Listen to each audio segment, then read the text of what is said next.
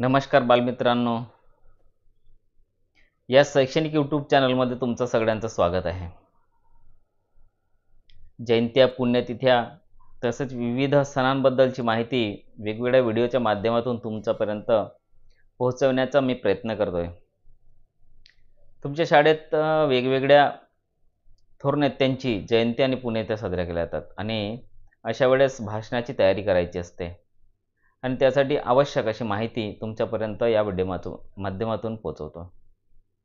आजचा विषय आहे बाळ गंगाधर टिळक यांच्याबद्दलची माहिती। तर सुरुवात करूया। आदरणीय अध्यक्ष, आदरणीय मुख्याध्यापक, वंदनीय गुरुजन व माझ्या विद्यार्थी मित्रांनो,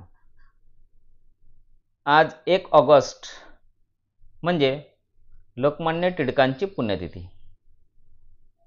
बाळ गंगाधर टिळक यांचा जन्म रत्नागिरीला झाला व त्यांचं निधन मुंबईत झाले। त्यांच्या निधनाच्या दिवशी आकाशही अश्रू ढाळीत होते। सरकारी नोकरी न पत्करता टिळकांनी देशसेवा म्हणून शिक्षकाचा पेशा स्वीकारला। टिळक व आगरकर ही देशभक्तांची जोडी पुण्याच्या न्यू इंग्लिश शाळेत होती।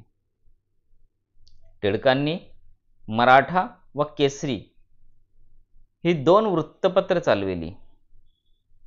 लोकांना स्वराज्याचे व देशभक्तीचे धडे त्यांनी आपल्या लेखनातून देण्याचा प्रयत्न केला। त्यांचे 10 लेख वाचून इंग्रजांनी त्यांना तुरुंगात डांबले, परंतु तेथेही त्यांची विचारचक्र सुरूच राहिले। तुरुंगात असतानाच त्यांनी गीता रहस्य हा ग्रंथ लिहिला। स्वराज्य हा माझा जन्मसिद्ध हक्क आहे आणि तो मी मिळविणारच हा मंत्र त्यांनी जनतेला दिला। लोकांना एकत्र आणण्यासाठी त्यांनी सार्वजनिक गणेशोत्सव सुरू केला। तो आजही चालू आहे।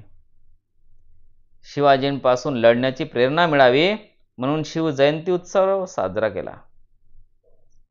पारतंत्र्याच्या काळात सर्व सुखांना झुगारून लोकमान्य टिळकांनी लोकजागृतीचे महान कार्य केले। इंग्रजांसारख्या बलाढ्य शक्तीशी त्यांनी झुंज घेतली। त्यांना अपेक्षा होती ते स्वराज्य आपल्याला मिळाले आहे। स्वराज्य टिकवण्याची व त्याचे संरक्षण करण्याची जबाबदारी आता आपली आहे आणि ती पार पाडण्याची प्रतिज्ञा आपण आज सर्वांनी मिळून घेऊया, तरच टिळकांची पुण्यतिथी साजरी करण्याची सार्थकता होईल। अशा महान थोर व्यक्तींना, टिळकांना माझा आजच्या दिवशी शतशः नमन। तर मित्रांनो, अशी छोटी छोटी माहिती तुम्हाला हवी असेल तर मुरली स्टुडिओ हा शैक्षणिक चॅनल आता सबस्क्राईब करा। फक्त स्वतःसाठी नाही तर इतर मित्रांनाही शेअर करा। त्यांनाही माहितीची गरज असते। होऊ शकते त्यांच्यासाठी ही माहिती खूप महत्त्वाची असेल, त्यांच्या कामी येईल, म्हणून आपल्या मित्रांपर्यंत जाऊ द्या, त्यांना शेअर करा। तोपर्यंत सर्व माझ्या बालमित्रांना नमस्कार। तर भेटूया एक सुंदरसा व्हिडिओच्या माध्यमातून। तोपर्यंत सर्वांना टाटा, बाय बाय। सुखी रहा, आनंदी रहा, मौज मस्ती करा, पण अभ्यास मात्र सोडू नका। सतत अभ्यास करत रहा। धन्यवाद।